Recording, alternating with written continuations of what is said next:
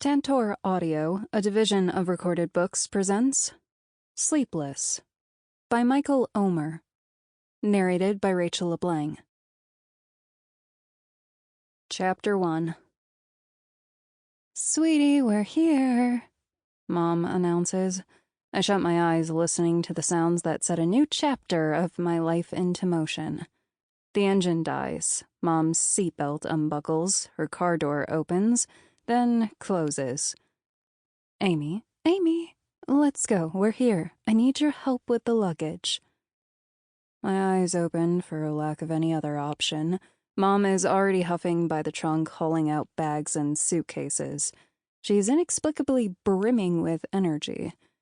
I slowly push the passenger's door open and get out of the car. The sun is scorching, punishing us with California's August heat. The air stands completely still, not even a trace of wind. Mom hands me a duffel bag full of clothes. I stare at the row of identical houses in front of me. Each house has a small front lawn, a wooden fence, and unremarkable white walls. The same 6 windows face the street from each house, and the same brown front door is positioned in the same place. Some residents have tried to create a unique atmosphere by hanging tasteless decorations on the doors or by positioning flower pots in strategic places. However, their efforts only emphasize the futility of their struggle. The whole street emanates a drab, cheerless feeling. Ugh. "Where's the house?" I ask. "That one right there, sweetie." Mom points at one of the house clones. "Number 13. "How do you know it's the right one?" "That's easy. It's number 13. The others have a different number." She looks at me, grinning. I'm not sure if she's making fun of me. Mom has an odd sense of humor sometimes. "Remind me once more, what exactly are we doing here?" Mom shuts her eyes and does that breathing thing that she sometimes does. I can almost hear her counting to 10. She then opens her eyes and looks at me. "Amy, we have a lot of work, and the cable guy is about to arrive in 10 minutes. Let's get to it, okay?" "Okay," I shrug. "Do you have the key?" Mom rummages in her purse, cries in dismay, and rummages some more.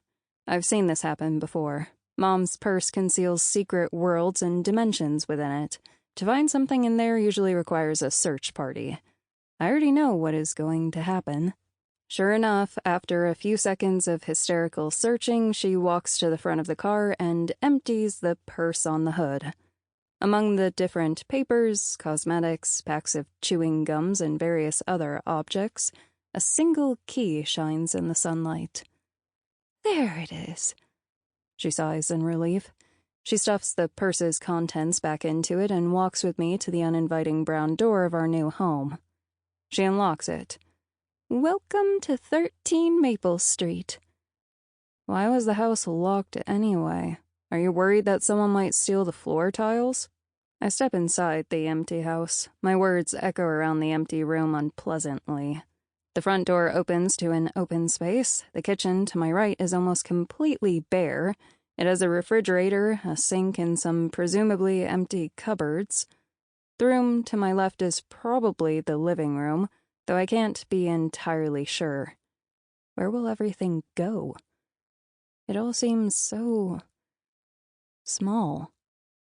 "You might find it strange, but people sometimes steal faucets," Mom says, dropping a suitcase on the floor. "That's why the house was locked."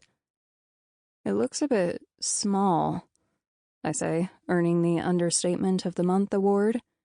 "It will look larger once it has some furniture in it," Mom answers. "That makes no sense at all." Mom ignores me, checking the kitchen. "I don't like the way they installed the sink," she mutters. "It's a sink, what's not to like?" I ask. She ignores me some more. I look around. There are several closed doors. Which one hides my room behind it? "Mom, where's my room?" "It's upstairs, sweetie, first door to the left." I run up the stairs to the second floor. There are 4 doors. All bedrooms? I open the first door to the left. Okay, it's a room. A small room. Why is everything so small? The walls are completely bare, freshly painted. Mom and Dad bought this house when it was still being built and were the first to live in it. One of the walls has a big window with a view of, well, of nothing, actually, just a boring street. But a window is nice. In LA, my window was smaller. There, Amy, think positive. Not everything is small.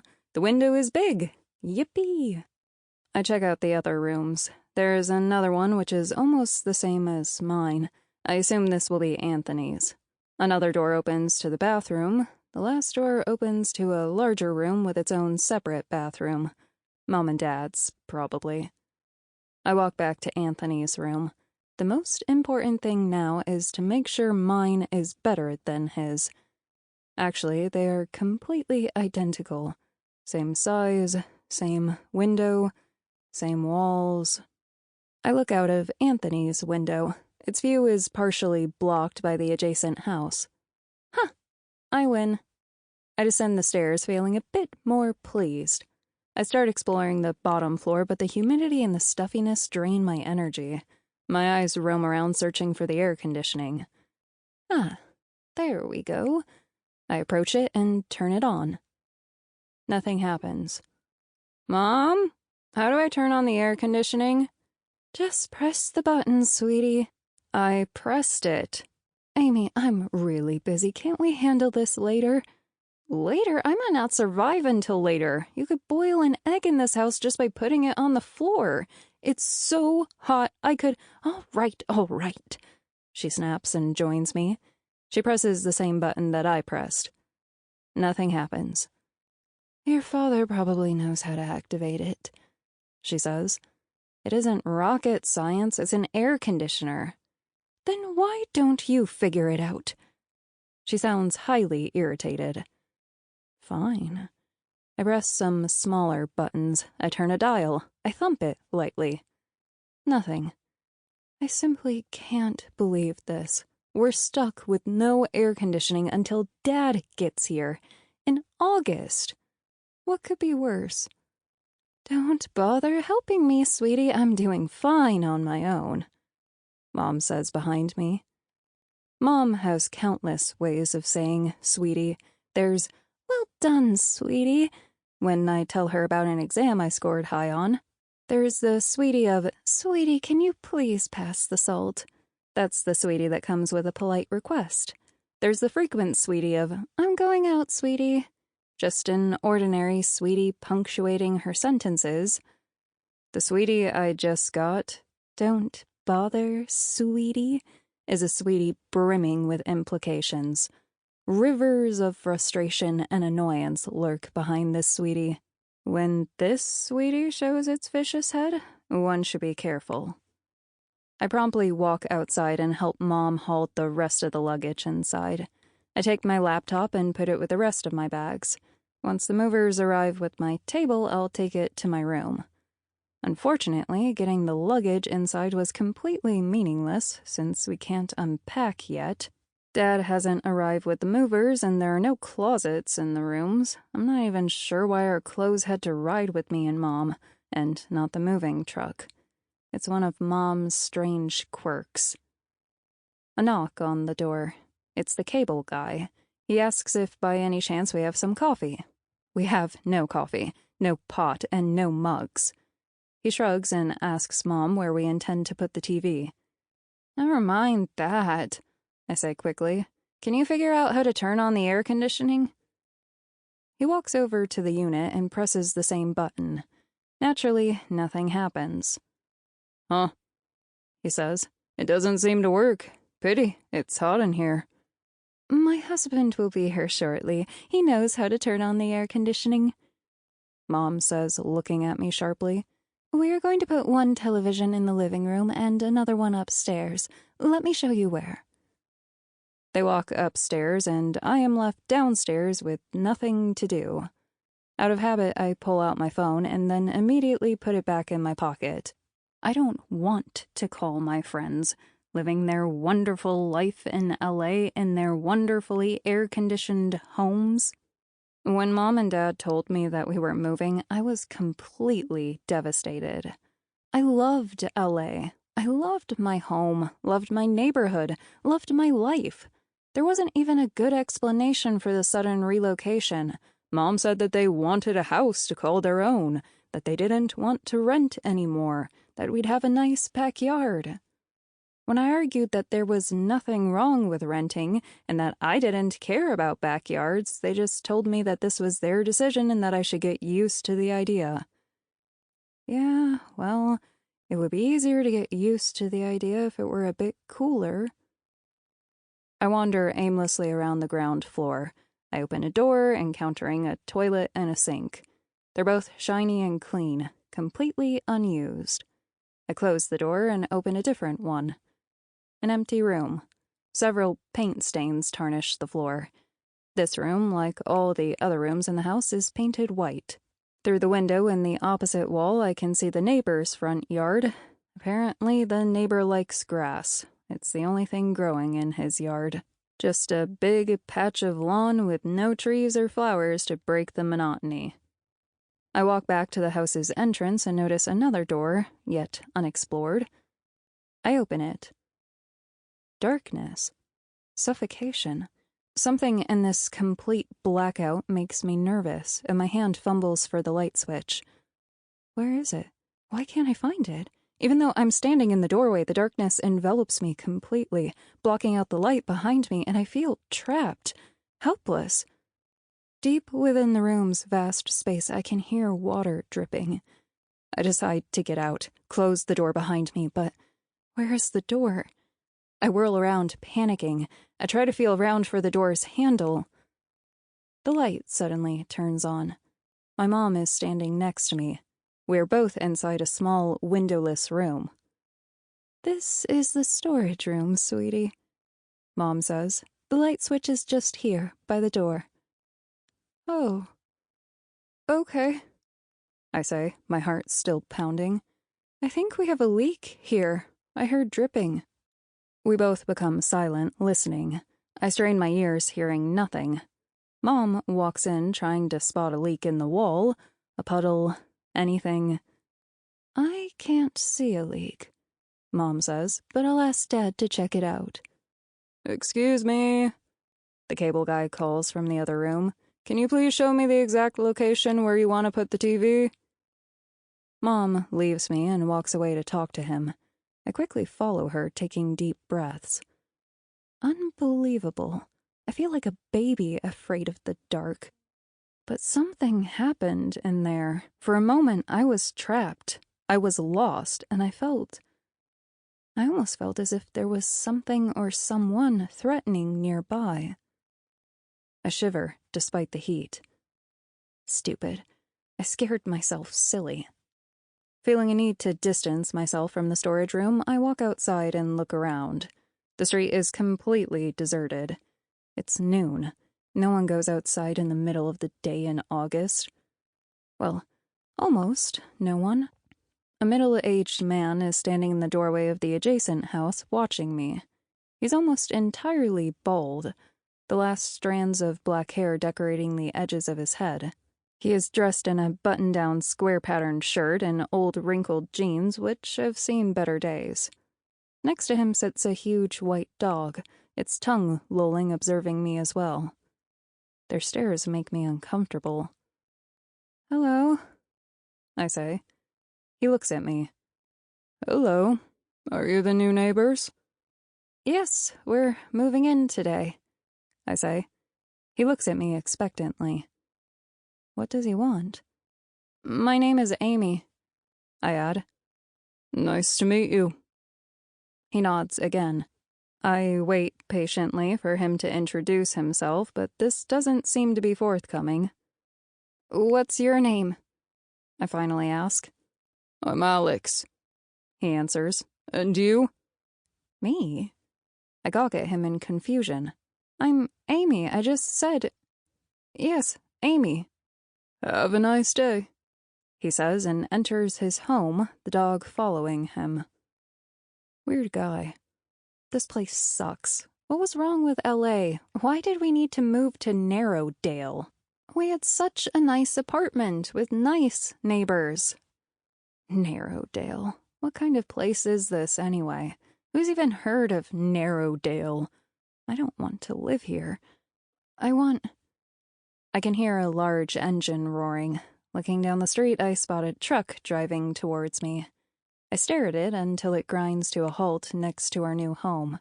The passenger's door opens and Dad gets out. "Hi, Amy. We're here." He smiles. "Let's move away from the entrance. We're in the mover's path." I move away from the entrance. I wish I could move a lot more. Move back to LA. Chapter 2. The movers have already brought my dresser, bed, wardrobe, and desk to my room. The familiar furniture improves my mood significantly. I just wish it wasn't so hot. My shirt is sticking to my back unpleasantly. My hair feels all messed up from the humidity. My legs keep itching under my pants. Ugh! Dad! I yell. Nothing. I walk around the house and find him in the bedroom unpacking bed sheets. "Dad," I say, "can you please fix the air conditioning? I'm dying here." "Oh, I tried," he says. "Looks like it's broken." I stare at him blankly. "But it's new," I stammer. "It is," he agrees, "but we forgot to check it before we moved. I already called the air conditioning guy. He apologized and promised he'll come over next week." He apologized? I am fuming. "Yes." Do you know what this means? Next week? I am in complete overload. We need to sue him. He should go to prison. "That might be a bit harsh," Dad says. "It was a simple mistake." A simple mistake? He's the air conditioning guy. He had just one job. Doesn't he take pride in his work? "Amy, don't you have some unpacking to do?" I walk back to my room, furious. Next week. I take off my shoes and socks. The socks are soggy with sweat. Disgusting. I can't believe I have to carry on like this until next week. I empty 2 bags full of clothes on my bed. Most of them I refold, wondering how I should organize my wardrobe. Usually my everyday shirts go on the second shelf and the pants below, but the closet is completely empty. This is a great chance to reorganize. Yes, carpe diem, shirts down, pants up. It's time to shake things up, to really go wild. No, on second thought, this is no good at all. The shirts go back to the top shelf. When I'm done with folding my underwear, putting them in their drawer, I'm completely soaked in sweat. I decide to take my first shower in my new home. First of all, I find the box with the shampoo and the soap. I open it immediately, tearing off the top. I had the foresight to pack some towels in the same box as well. Well done, Amy. Where's the laundry basket? A real mystery. I should ask Mom. I drop my dirty clothes in the corner of the bathroom. The sensation of cold water on my body is amazing. If only I could live in here. But obviously, I can't. I turn off the water, wrap myself with a towel, and walk back to my room. As I am looking through my clothes for a more fitting outfit for this heat, my phone rings. It's Nicole. "Honey!" Nicole screams into my ear. "How is the new place?" "Hot," I report. "The air conditioner isn't working." "What do you mean?" Apparently, the guy who installed the air conditioning failed to, actually install it so that it works. Guess when he's coming to finish the job? Next week. A long conversation ensues regarding people who should be ashamed of themselves. Nicole suggests I come back to LA and sleep at her place until school starts. Thanks, but really I have to arrange my closet, and I guess I have to help Mom set up the house. I am having a hard time dressing with one hand as Nicole yammers on. "Yeah, my room is cute. I'll send pictures. Yes, I will update the blog. Bye." Where are the bed sheets? I think I saw them in one of the boxes in the living room. I leave the room to search for them and Mom catches me. Amy, can you please take the box with Grandma's plates to the storage room? The storage room. My heart sinks. Why? Why not unpack them in the kitchen? Because we never use them, Mom says, giving me a meaningful look. Her look is meant to convey the words, they have that hideous rose pattern, and we all believe they are uglier than garden slugs. Then why don't we throw them away? Because they were Grandma's, and they were very expensive. Then why, Amy, I am really busy. Just do it, please. I lift the box unhappily. Through a crack in the box's lid, I can see one of the plates, and it is indeed a plate which deserves to be stored in a storage room. I approach the door and stop for a moment, considering asking Mom to open the door for me as my hands are full. Eventually, I decide to handle this on my own. I'm really not afraid of a dark room. I lay my hand on the doorknob, and for a moment I can almost hear dripping water again. I fling the door wide open. It's just a storage room. Grandma's plates go in. They'll come out when she comes over to visit. Mom spots me closing the door. Good. Now, please unpack the rest of the plates in the kitchen. I groan and start unpacking. Within a minute, I am sweating again. Yuck. Once Mom disappears somewhere, I sneak back into the shower. Where's the laundry basket? I really should ask Mom. Additional dirty clothes pile on the previous ones. I leave the shower refreshed and peek into the living room. Mom's not there. I locate 2 boxes, one with my sheets, the other with books, posters, and my desk lamp. In short, all the stuff that makes me feel at home. I take them one at a time to my room and unpack them happily. My phone rings again. It's Jennifer Williams. What's up, Jennifer? Still alive? She answers in a morose tone. And you? How's the house? Hot. The air conditioner doesn't work. The air conditioner guy messed up. Yes, it's unbelievable that people actually get paid to do nothing. We talk on while I lie down on my bed to rest a little. Jennifer suggests drinking a lot of cold water and taking numerous showers. Thanks, I say, for these wonderful, original ideas. The room is very cute. I'll update the blog. Bye. Where did I put my laptop? A moment of pure panic. Oh, right, I left it in the living room, where all the movers are hanging around.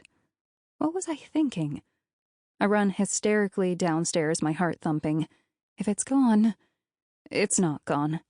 There it is, exactly where I put it. The movers are nice guys. They wouldn't steal from a 14-year-old girl. I pick the laptop up, and Mom walks into the living room. There you are, says the predator gleefully as it catches its helpless prey. I need some assistance. Can you please unpack Anthony's things in his room? Why can't Anthony unpack Anthony's things? I grumble. Because Anthony is at college and he's not coming over until Friday. She answers impatiently. Yeah, so he can unpack his stuff then. It's no big deal. Amy, we don't see Anthony a lot, and I want him to feel really at home when he comes here. Can you please do this one thing that I ask? She gives me a look as if the weight of the world is resting on her shoulders. An A score for the guilt trip, Mom. You didn't ask for only one thing today. This is like the 100th thing. But fine, whatever. I sigh and take the bag with Anthony's clothes up to his room. Mom and Dad are always so frantic before Anthony comes over. Anthony has to feel welcome. Anthony has to feel comfortable. We should cook whatever Anthony wants to eat. It's like having royalty over for the weekend. Except this specific member of the royal family sleeps all the time, sits in his boxer shorts in the living room, and does almost nothing except watch TV. I get my revenge on him in a typical and mature way. I open the bag with his clothes and start unpacking imaginatively. The shirts are placed on a shelf accessible only if he gets a ladder. I hide all of his socks within a mountain of pants, and the clothes which should be hung up I crumple into a big ball and shove in a corner. The underwear I sprinkle all around the closet, just like small flakes of underwear snow. No one can say I don't do as I'm told. I've unpacked his clothes. Oh, this heat. For God's sake, a week? I won't survive 2 days. Straight to the shower. The dirty clothes find their way to the pile. It's a little mountain, a miniature model of Everest made out of dirty laundry. The launderist? I should really talk to Mom about the thing with the basket. Oh well. Flowing water feels nice. I can dimly hear my phone ring from my room. Never mind, I'll call back later. 1 second, 2 seconds, 3. There's really no reason to leave the shower in a rush. 4, 5? Perhaps it's important? 6, 7? It must be urgent. They're not letting up. I turn the water off, wrap myself in a towel, run out of the bathroom. 8, 9. My feet are wet. I slip and fall down, hurt my knee. 10, 11. I answer the phone. What happened? I ask, panting. Amy, how is the new home? It's Jennifer Scott. Oh, wonderful. Yeah? Everything's fine? Yep, splendid. No complaints at all. It's very nice here. That's so great. Sure, greater than life. That's right. Narrowdale is a terrific place. It's really pleasant. I can hardly feel the heat. Crying? Of course not. I just hurt my knee. No big deal. Yes, I'll update the blog. Amy. Mom enters the room and looks at me. Is everything okay? Yes, I just hurt my knee. Right. Did you see the laundry basket? The laundry. Oh, there it is. What's it doing in your room? She moves the bags, revealing the basket. I don't know. Maybe you should rest a little, sweetie. You're working really hard. Yes, Mom. And drink a lot of cold water. It's really hot in here. Yes, hot. Next week the air conditioning guy is coming. Good. You've organized your room really nicely. Thanks. She closes the door. I wipe my tears, put some clothes on, and turn on my laptop. I bet I don't have internet access. There's internet. Praise God. Thank you, wonderful cable guy. I'm connected to the world. I type in the link to my blog. amy.strangerealm.com/newplace.html. Chapter 3. By Friday, I already feel like I want to kill everyone. The heat is making all of us cranky. I'm not the only one complaining. I overheard Mom screaming at the air conditioning guy over the phone, warning him that the air conditioning better be fixed by the beginning of next week, or there would be consequences. I don't know what these consequences are. When Mom says something like that to me, this usually means that I'm grounded. I can't really see her doing that to the air conditioning guy.